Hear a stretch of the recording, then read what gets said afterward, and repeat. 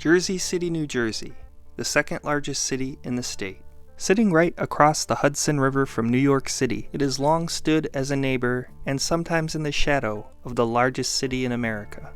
Much smaller than New York City in population and quite different economically, it has experienced a much different story than New York, with quite a different economy and quite a different population history. This is what happened to Jersey City, New Jersey. The land that would eventually become Jersey City, New Jersey was the first settlement of what would become the state of New Jersey. Founded as Paulus Hook in the early 1600s, it would become Jersey City formally in 1838. As the railroads would begin to dominate and grow throughout America in the 19th century, so would grow Jersey City.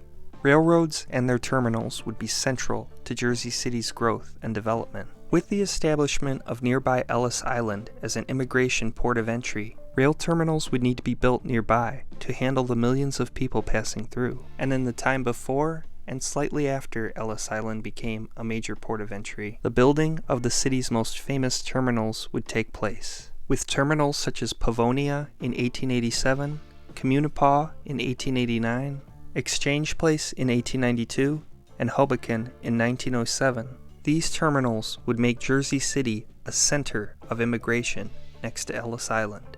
As millions would pour through Ellis Island, many would pour through the terminals of Jersey City. Many of those that would arrive in Jersey City would stay. The city would grow with its opportunity in and around it, especially since it was on New York City's doorstep. Despite New York City being the major economic hub of the area, Jersey City would grow on its own businesses, such as Colgate and the Dixon Crucible Company. Thousands would make Jersey City a home in this era, and its population would boom on it.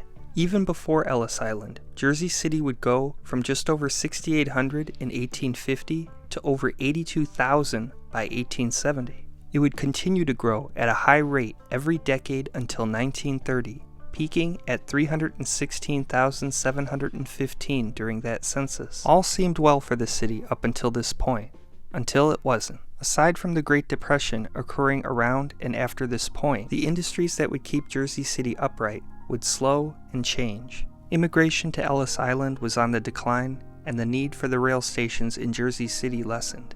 Events such as the Great Depression, followed by World War II, followed by the Interstate Highway Act in the 1950s, combined with the vast increase in suburbanization during that period, would lead to the decline of the city's many famous rail terminals, once seen as the great symbols of prosperity in Jersey City. The 1960s would see an end to 3 of the famous rail terminals of Jersey City, with Communipaw, Pavonia, and Exchange Place all being closed by 1967. However, it wouldn't just be the rails that would bring Jersey City down, but also its companies that had provided many thousands of jobs. Lorillard Tobacco, which had employed thousands in Jersey City in its warehouse, would vacate Jersey City in 1956 for North Carolina. The 1980s would claim Colgate and Dixon Crucible, as both would end their manufacturing in Jersey City during that decade. From 1930 to 1980, over 80,000 people would leave Jersey City, representing over 25% of the city's population, despite being in one of the most densely populated regions of America. Despite the losses, though, it has seen somewhat of a resurgence through today. While it can't really be supported on rails and manufacturing as it was in the past, its proximity to New York City makes it an ideal location for cheaper real estate for the financial and insurance industries that covet real estate in the New York City area. And it has gone on a 4-decade run of population growth, reaching over 292,000 people as of 2020. So what happened? Jersey City was established on old industry, be it rails or manufacturing. Once their relevance declined, so went Jersey City. Suburbanization also was a major factor, as Jersey City is in a very densely populated area close to New York City. It has, however, unlike many cities that have lost major population, been able to grow a significant amount back, with companies such as Goldman Sachs, Insurance Service Office Inc., and Goya Foods being a big part of the city's resurgence. It is possible that it does grow to even bigger than it did before, despite several companies and industries leaving it in the dust. Thank you for watching.